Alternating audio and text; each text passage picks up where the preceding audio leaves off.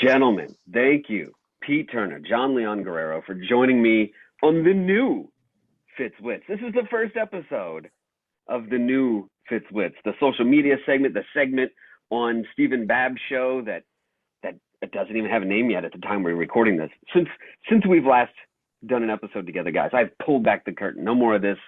Well, we're going to act like it's Monday, even if we're recording it on Saturday or Sunday. No. We're recording this the day after my final episode of the Fitz Blitz in studio on Ozcat Radio. This will air on Labor Day on the segment of Steven Babb's new show on Ozcat, whatever he's calling it. And so this is where we're doing it. And here on the Tim Fitzgerald YouTube, we link to the Timmy Fitz 76 Instagram and Twitter. So guys, I couldn't think of two better people to start the new Fitz Blitz off with this episode. Pete Turner, Jon Leon Guerrero of the Break It Down Show, formerly the Midweek Mash on Ozcat Radio. Gentlemen, hello to you both. How you both doing? What are you working on these days? What an honor, first of all. And we're happy to take this journey with you. You know, we're down like 4 flat tires, man. Mm-hmm. Whatever it is you're doing. So I'm elated that we're on the first episode of the new Fitz Blitz. I was elated every time we were on the old Fitz Blitz, and we seem to be going with you on this journey. And congratulations, first of all, on a gig that's well deserved, a long time in the making, and just a part of an amazing trajectory that we get to witness. Thank you, Jon. We are so down. Jon doesn't realize this, but I pulled the valve stem on that spare in the back. So not only are we down, we can't even inflate that thing, not even fix a flat. That's how down we are. 5 tires with no stem in the spare. So yeah, man, it's great to see everything you've been doing, everything you continue to do, the growth. I mean, we're all Ozcat alum. I mean, you look around and we just continue to, all of us just continue to push the bounds of where we started. And man, it's just so great to see you. To think that we all met, you know, with a drunken independent league owner telling us to liven it up a little bit. You know, it's great, man, to see this progress. So it's always an honor to be on your air, and thank you so much for having us. That night will always live in infamy. That there's never a chance that I ever forget that night ever in my life. We've talked about it so many times, just the chaos that was going on, and that we at least managed to make 6 good innings of radio gold in there, even with all the distractions and chaos. And it'll be one of my favorite broadcasts of all time. And then we kept coming back to it. Man, we had definitely some greatest hits of the Admirals broadcast involve you two on the air with us, that's for sure. And I'll always and I appreciate the love you're giving me right now. I'm enjoying watching you guys get some big old guests on the Break It Down show. What's in the can? I always like to ask you guys that. What's in the can for the Break It Down show? There's so much in the can. It's crazy. I've not put this out anywhere, and this may not happen, but I think it's likely enough that I will bring it up. I'm working right now on putting together a team to go to Haiti and capture some of the Haiti story, the Haitian life. And, it's the most unlucky country in the world. I mean, they get all this help and we just can't seem to get them over the hump. So what's it like there? So it seems like if I can get the money together and a lot of it's lining up, we'll be able to go and do that. And I'm pretty excited about that. But in general, like Jon and I, we're not just talking about going to Tennessee, and we'll get to Tennessee again too, but this is the thing, the incubator that Ozcat was for us, especially for you, the 3 of us. You think about what happened. Just less than a week ago, we had DC Lee on the show, and she was in the Style Council, which doesn't mean a lot here in California, but it means a lot in Great Britain. I mean, this band put out several top 5 albums in the 80s, and DC Lee was a big part of that. And so we have her on the show talking about her incredible life and experience. And because of the show, we were able to bring in Matt Hoy, who up until very recently, and because of COVID, sang in UB40. And now he's a solo artist in his own right, and he charts all the time with music that he does. And we were able to put those 2 together and make this magic moment. But that isn't tied directly to Vallejo through their connection, but it is tied to ours and our desire, Jon and ours, to tell these musical stories. And I think this goes for all 3 of us as we look back and there's no escaping Vallejo's connect. This is Vallejo impacting music, impacting Haiti, impacting St. Mary's College, impacting, the conference that you play in. And of course, there's these connections to the, unaffiliated ball and all these different people, because you put the effort in, and the great folks at Ozcat gave us all an opportunity to start that. And then also, at least with us, kicked us in the butt and said, go do something even bigger. Yeah. And so we did. Awesome. I have to ask you guys about having Joe Posnanski on. Your favorite part, something that sticks out from having Joe, talking about his top 100, all that. Oh my gosh. He's such a great historian, and he spends the time. I asked him, like, when was the last time you actually had your hands on microfiche or microfilm, and he's like, thankfully not anymore, because I get motion sickness. And if you ever work with microfiche or microfilm, you get it. Like, it's like, oh, dark room, one big light, Yeah. But what I loved about that whole thing was we got a chance to really dive in. And, we like to ask different questions, that kind of thing. So, and I also got to have another notable baseball writer on, Dan McLaughlin, who writes for the National Review, but he also has written about baseball for 20 plus years. And we were able to ask him a lot of really interesting questions. I think it's his passion to tell the Negro League stories, his book that he wrote with, I want to say Leon Day, but that's not his name. Anyhow, the books he's written and the way he tells that story and the way he takes what's left of that legacy and brings as much life into it, I just can't get enough of that. All those players and how they lived. And it's just so rich with history. I love that about Joe Posnanski. John, what's an interview you guys have had recently? What's one that really sticks out the most of an episode recently that's you're still thinking about today, maybe weeks or months after recording it? Well, we had the good fortune to have a young man named Russ Ellis. And by young man, I think he's, how old is Russ? Let me see. I think he's in his 80s. Yeah. And just last year, maybe not even last year, within the last few months, released his debut album of original music. And he was, just this past weekend, highlighted in the New York Times style section in a segment they call Never Too Late. And so the trajectory of his musical journey, though, he's always been an artist of some sort, and he raised two musicians, and in the process of raising two musicians, raised a musical community at his house. So they were always the providers there of a place to practice. And you want to talk about an incubator. Well, he knew nothing about music, but in his 80s, when he decided that his poetry needed music, he said, I'd like to make an album of music. And all of the kids he raised in that house all came, and they're all the renowned Berkeley musicians now. They all came to help. And so just last weekend, he was highlighted in the New York Times, which of course created some attention for him that led to, guys from junior high calling him and going, what just happened? I just saw your name and I remembered, so all of that is coming out of the woodwork. His record label, is now doing a pressing of his album, and they're all going bananas over there. So that's just one of the stories that we've told that, that has a reach that keeps going. So I think about those things. I think about, Pete and I were fortunate enough to interview the DOC, and then Pete went and hung out with him very recently and did a solo interview with him.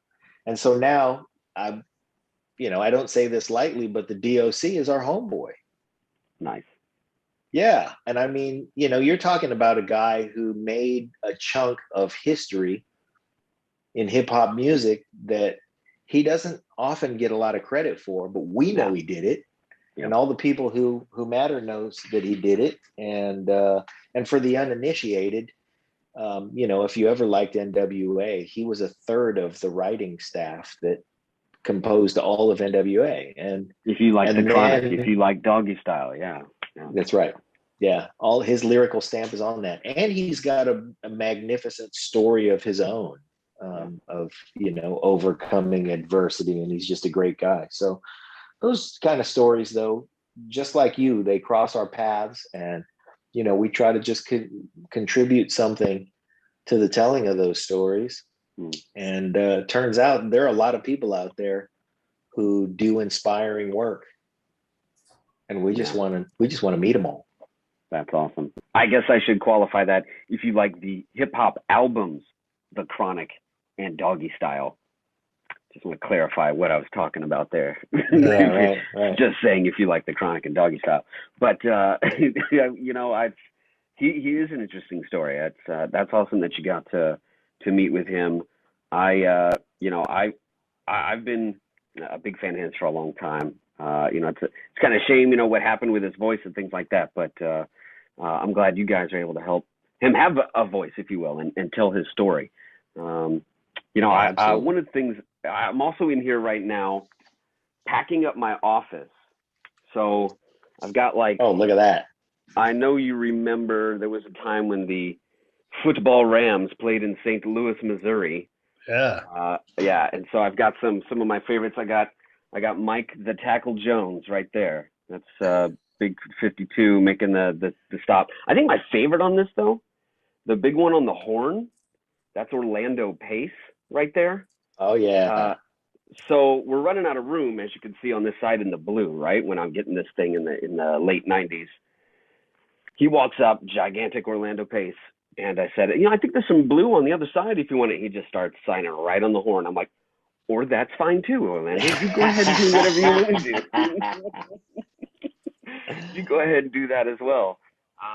You know, one thing we've talked about before, Pete, was you were ahead of this on me a little bit. Not in taking in the NFL product anymore. Mm-hmm. That's me now too. Like, I'm twice divorced, if you will. Like, Yeah. this is I had the two teams come and go from St. Louis. I've had the same team leave Oakland twice. Mm-hmm. We are separated. The divorce papers are in. I check in with them on the holidays. It's about the only time I see them now. You know, and I'm keeping in touch while Derek's still in the house. Derek Carr, of course. Till there aren't any more Oakland Raiders on that roster, basically. So I don't know how you like. We haven't delved into that. It's been a couple years since we've had our MLB preview shows, things like that. What is your relationship with, I want to ask each of you, with sports like now as fans? What's it like for you these days? Oh, man. Yeah, I still haven't missed the NFL really at all. It doesn't mean I won't go to a Super Bowl party, that kind of thing.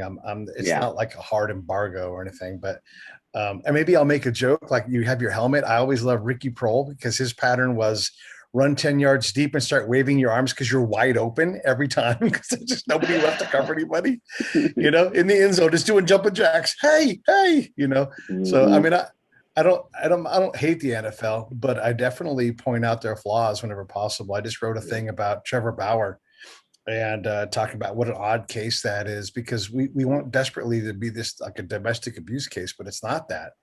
And I definitely brought up, and I can't remember their names, but the two most recent cases I can think of, maybe it was Ray Rice. Gosh, I hope I get the name right. But he knocks his girlfriend out on video camera in an elevator. Yeah. If it wasn't Ray Rice, it was somebody who knocks his girlfriend. No, it was him. Yeah. And then there's another dude who beat his girlfriend up because she wouldn't bow to him. And you know, there's just these the linemen, there's massive problems in the NFL with the behavior on and off the field, and I just can't take it. I can't support that. Baseball, you know, look, I follow the Dodgers, I follow the A's, I'm always for any California team that's doing well, but I struggle to go to the stadium because, you know, the experience has gotten to the point where it's just about taking as much money out of my pocket. Like, I'm glad to support the team, you know, but it's $17.75 for a beer in Dodger Stadium, you know? Yeah. And I'm like, wait, commemorative cup, the next one's going to be like $5, right? They're like, nope, they're all $17.75. And so I just can't.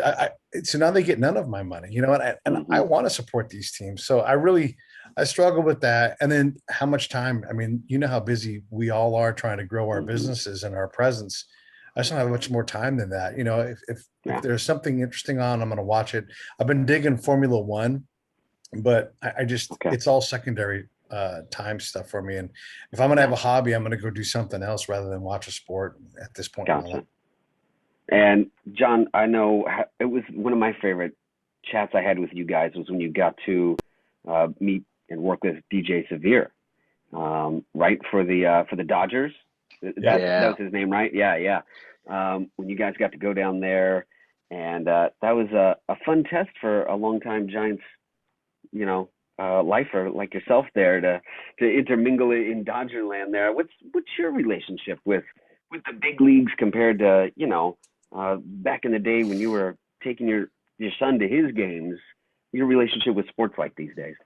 Yeah, I followed Pete's lead out of a relationship with the NFL because I felt a lot of the same things. They just, a lot of it for me had to do with CTE and the treatment of the players and stuff like that. I just couldn't support that. But baseball, DJ Severe really has become a homeboy. We're in touch quite a bit. And then I got to host a DJ roundtable that featured DJ Severe, my nephew Raj Smooth, who's the DJ at the Superdome, and then and now his name escapes me, but he's the DJ for the Clippers. Dents. Oh, okay. DJ Dents, yeah. And we got to talk about what it's like to have the pressure of spinning rooms that size and keeping the momentum of an event and being the soundtrack to the enormity of a sports event like that. And that was a really fun conversation. So from the standpoint of the spectacle, I still appreciate things that are a spectacle. I just my relationship with sports has lessened quite a bit. The other thing that has happened is that I became a drummer again. That's what I wanted to ask you about next.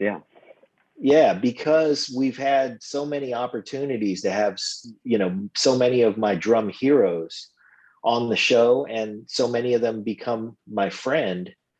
It led me back to, reinvigorating my playing career. And so I'm busy playing the drums and, doing quite a bit of it. I know this isn't going to air, but we just picked up a gig for Thursday and it's Tuesday. So just this week, I'll be playing a rehearsal on Wednesday and then a gig on Thursday and another gig on Friday. And, we've gotten pretty busy because live music is back. So the time that I used to spend carting my son around to baseball tournaments, I now spend carting myself around, playing these gigs in these great music venues that are opening again. And hanging around and palling around with my drum heroes from, who influenced the music of our childhoods. Mm-hmm. Yeah, that's awesome. I'm glad we're able to enjoy a little live music again, especially outdoors and things. Let's see, what else am I putting away here? Ooh, no. Okay, here's a good one. Well, first of all, in my very first little Fox Sport, microphone attachment there, I want to thank you both for put me in touch with Joe Davis. By the way, I find that was years ago. And I finally recently reached out. I just finally knew what I would want to ask somebody that high up above me. And now that I'm somewhat in it's like I'm in scoring position now. Like I'm somewhat in range. Now that I'm at a D1 mid-major, I'm like, oh wait, I can actually ask. You're in striking distance. Like I can actually ask somebody like Joe, hey, how do you do this? What's your process? How did you go from this level to that level to that level? And he replied to me yesterday, just got back to me within a week, and we're going to chat in November. So I can't thank you guys enough for that.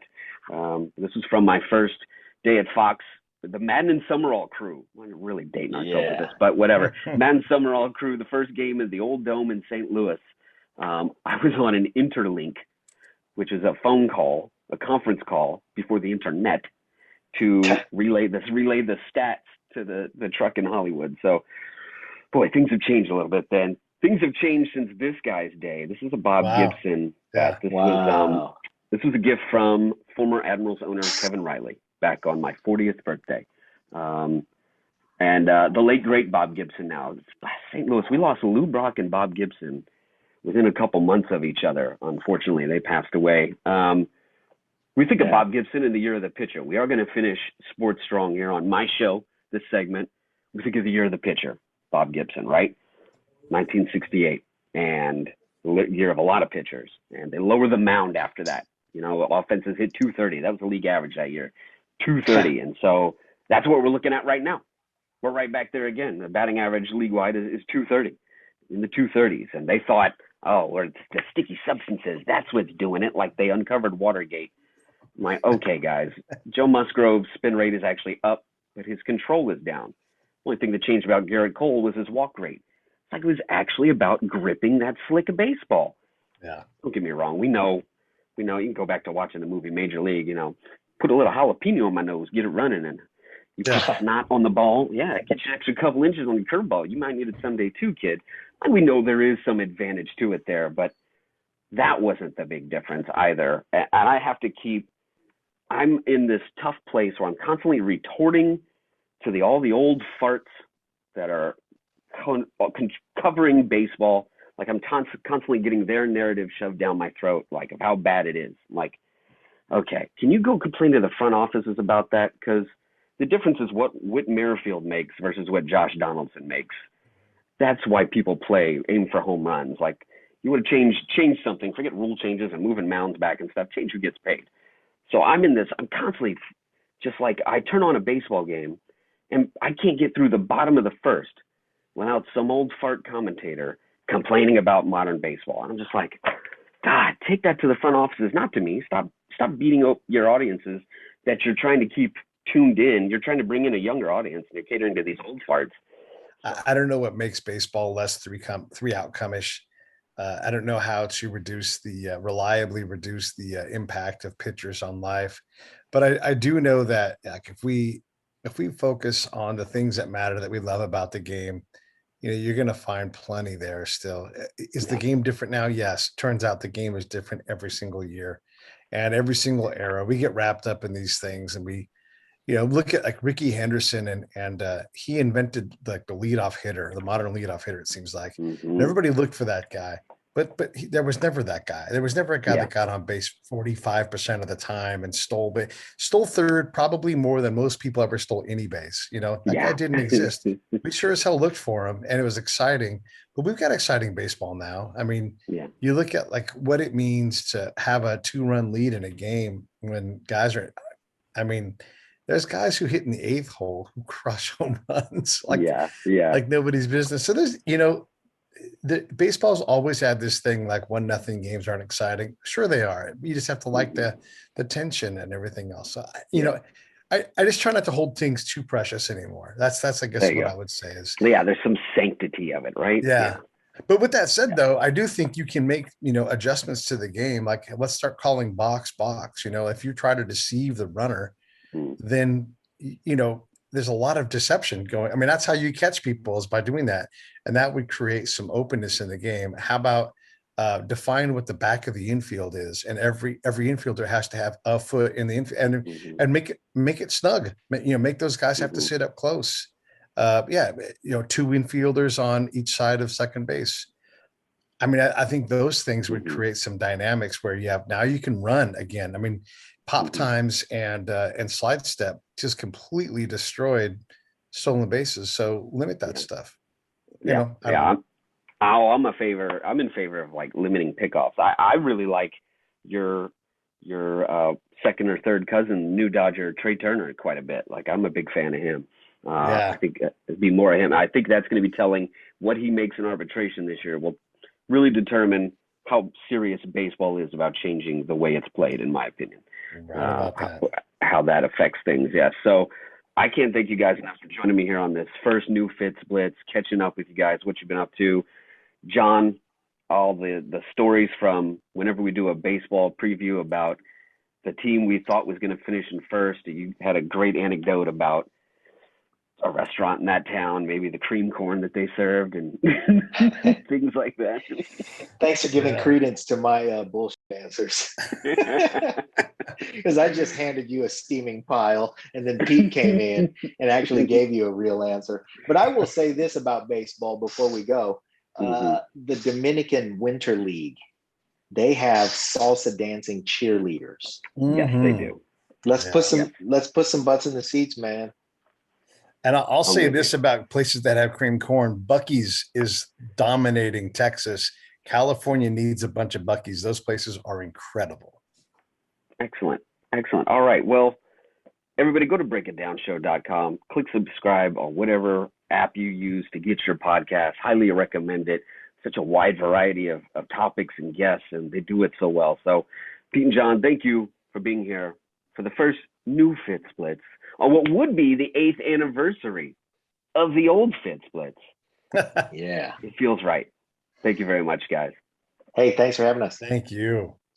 Later, fellas.